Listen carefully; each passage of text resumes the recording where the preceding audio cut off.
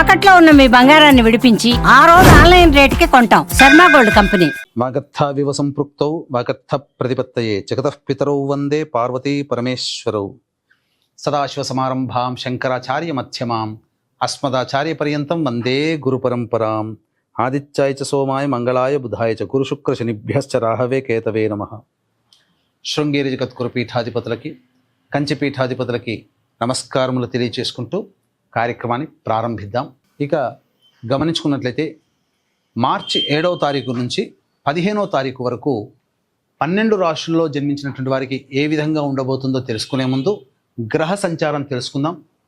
వృషభ రాశిలో గురువు, మిథున రాశిలో కుజుడు స్తంభించి ఉండడం, అలాగే కన్యా రాశిలో కేతువు, కుంభరాశిలో రవి శని యొక్క సంచారము, మీన రాశిలో శుక్రుడు బుధుడు రాహు యొక్క సంచారం. ఇక 12 రాశుల్లో జన్మించినటువంటి వారికి ఒక్కొక్కరికి ఒక్కొక్క రాశిలో జన్మించినటువంటి వారికి ఏ విధంగా ఉండబోతుందో తెలుసుకునే ప్రయత్నం చేద్దాం. 7వ తారీఖు నుంచి 15వ తారీఖు వరకు మార్చి నెలలో వృశ్చిక రాశిలో జన్మించినటువంటి వారికి ఏ విధంగా ఉండబోతుందో తెలుసుకునే ప్రయత్నం చేద్దాం. ప్రధానంగా ఈ వృశ్చిక రాశి వారికి గురుబలం సంపూర్ణంగా ఉంది. ఈ కారణం చేత చేపట్టినటువంటి ప్రతి పనులలో అనుకూలత సాధారణంగానే ఉంటుంది. కాబట్టి పనులు చకచక అవుతున్నట్టుగా అనిపిస్తుంటాయి. కాబట్టి తెలివితేటలతో మీ పనులని పూర్తి చేసుకొని చాకచక్యంగా మీరు గనక ఉన్న పనులు గనక పూర్తి చేసుకోగలిగితే అన్ని విషయాల్లో మీదే విజయం అని చెప్పవచ్చు. ఇక ప్రధానంగా చూసుకున్నట్లయితే ఈ గ్రహణ ప్రభావము 14వ తారీఖు రోజున ఏర్పడుతున్నటువంటి బ్లడ్ మూన్ సంపూర్ణ చంద్రగ్రహణ ప్రభావము ఈ వృశ్చిక రాశిలో జన్మించినటువంటి వారికి ప్రధానంగా ఉద్యోగ సంబంధముగా కొన్ని ఒడిదుడుకులు వచ్చే అవకాశాలు ఉన్నాయి. అంటే కొన్ని మార్పులు చేర్పులు జరుగుతాయి. మీకు తెలియకుండానే బదిలీలలో మీ పేరు ఉండే అవకాశం గోచరం అవుతుంది. బదిలీలు జరుగుతాయి, ట్రాన్స్ఫర్స్ అవుతాయి. లేదు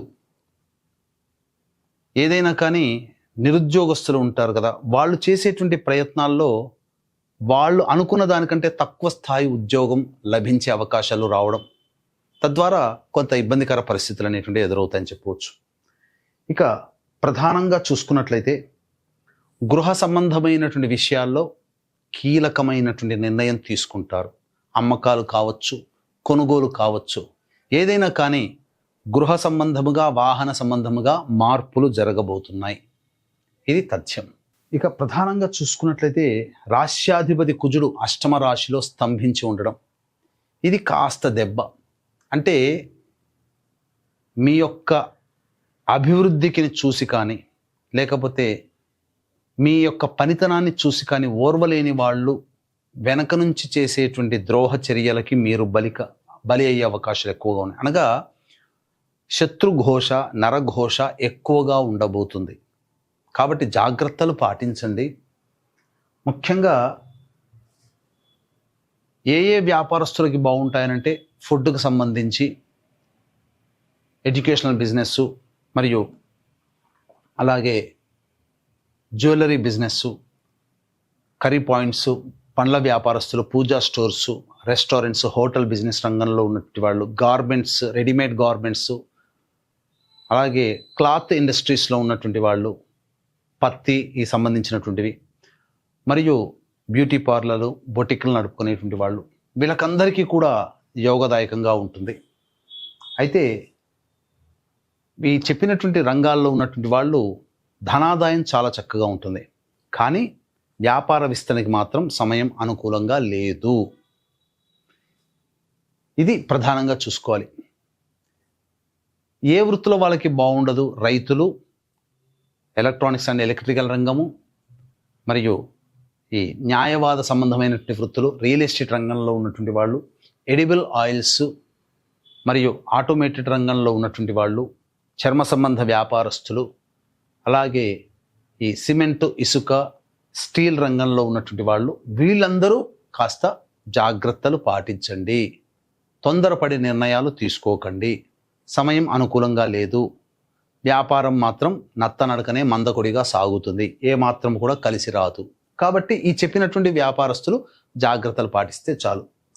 అయితే ప్రధానంగా చేస్తున్నటువంటి వృత్తి, ఉద్యోగ, వ్యాపారాలలో ఈ చంద్రగ్రహణ ప్రభావం 14వ తారీఖు రోజున ఏర్పడుతున్నటువంటి కారణం చేత మీకు తెలియకుండానే మీ యొక్క కీర్తి ప్రతిష్టలకి, మీ మంచి పేరుకి మచ్చ తెచ్చే విధంగా కొన్ని సంఘటనలు చోటు చేసుకోబోతున్నాయి. కాబట్టి జాగ్రత్తలు పాటించండి, తెలివితో వ్యవహరించండి.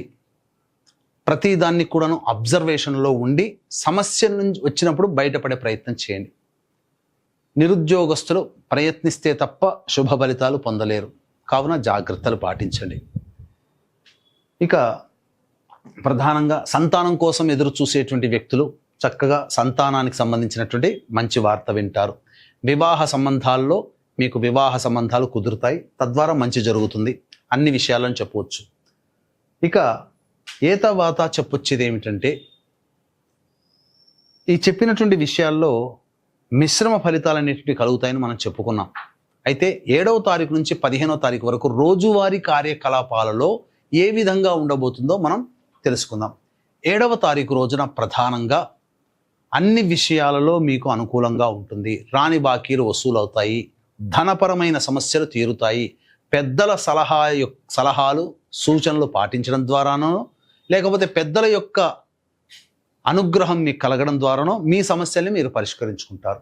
8, 9 తారీఖుల్లో మాత్రం జాగ్రత్తలు పాటించండి. మీరు మీ యొక్క సమస్యని ఎవరికీ చెప్పుకోలేని పరిస్థితుల్లో 8, 9 తారీఖుల్లో ఉంటారు. ఖర్చులు అధికంగా ఉంటాయి, మానసిక ప్రశాంతత లోపిస్తుంది, ఏ పని చేయాలన్నా సంతోషంగా ఉండదు. ఏదో ఒక తెలియని బాధతో 8, 9 తారీఖుల్లో ఇబ్బంది పడుతుంటారు. 10, 11 తారీఖుల్లో మాత్రం ప్రధానంగా సంతానంతో విభేదాలు, సంతాన మూలకంగా సమస్యలు, ఖర్చులు పెరుగుతాయి. ఏది ఏమనుకున్నా 8, 9, 10, 11 ఈ 4 రోజులు మాత్రం అనుకూలంగా ఉండవు. ఇక 12, 13, 14 తారీఖుల్లో ఉద్యోగంలో మీరు చేస్తున్నటువంటి ప్రతి ప్రయత్నంలో కానీ, నిరుద్యోగస్తులు కావచ్చు, ఉద్యోగపరంగా కావచ్చు, అన్ని అనుకూలతలే ఉన్నాయి. 14వ తారీఖు రోజున మాత్రం మీకు సంబంధించి గొప్ప నిర్ణయం మీకు జరగబోతుంది మీ జీవితంలో, అది చెప్పవచ్చు. 15వ తారీఖు కూడా సంపూర్ణముగా అనుకూలంగా ఉండేటువంటి సమయం. కాబట్టి ఉన్నటువంటి 7వ తారీఖు నుంచి 15వ తారీఖు వరకు 8, 9, 10, 11 ఈ 4 రోజులు గుర్తుపెట్టుకోండి. ఈ 4 రోజుల్లో సరైన నిర్ణయాలు తీసుకోకపోవడమే చాలా మంచిది. నిర్ణయాలు తీసుకోలేరు, ఇది మాత్రం గుర్తుపెట్టుకోండి. ఇక ప్రధానంగా ఈ గ్రహణ ప్రభావము ఏ రాశుల వారి మీద ఉంటుంది అంటే, దేశాల్లో ఎక్కడ కనబడుతుంది అని అంటే, America, Canada, Mexico, Australia, New Zealand, Japan వంటి దేశాలలో ఎక్కువగా ఈ యొక్క గ్రహణ ప్రభావం ఉంటుంది. కావున ఆయా దేశాల్లో నివసించేటువంటి మన ఇండియన్స్ ఈ గ్రహణానికి సంబంధించినటువంటి విషయాన్ని మీరు పాటించాలి. అయితే మన భారతదేశంలో కనిపించకపోయినప్పటికీ కూడా మేష, వృషభ, కర్కాటక, సింహ, కన్య, వృశ్చిక, ధనుస్సు, మకర, కుంభరాశిలో జన్మించినటువంటి వారికి మాత్రం సమస్యలు ఉంటాయి.